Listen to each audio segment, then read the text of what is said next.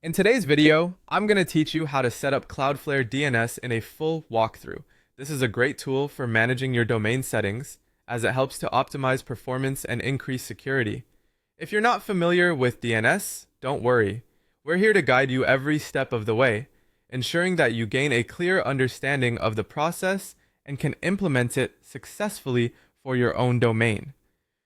First, let's start by heading over to your Cloudflare account. Once you've logged in, you'll arrive at your account home. Here, you'll see a list of all the domains you currently manage under this account. Locate the specific domain that you want to configure. To the right-hand side of the domain name, you will notice a set of 3 dots. Click on these dots, as this will open up additional options for managing your domain. Once you've clicked on the 3 dots, you will see a menu with several choices. You'll want to select Configure DNS from this list. This will take you to the page where you can adjust and manage your DNS settings for the domain. On the DNS settings page, you'll find an option labeled Add Record. Go ahead and click on this because we are going to add a new DNS record.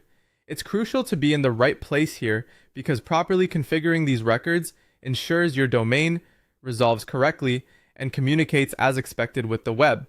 Next, decide on the type of DNS record you want to add. There are several types such as CNAME or MX, depending on your specific requirements. For the purpose of today's guide, we're going to focus on creating an A record. An A record is particularly important because it maps your domain name to an IPv4 address.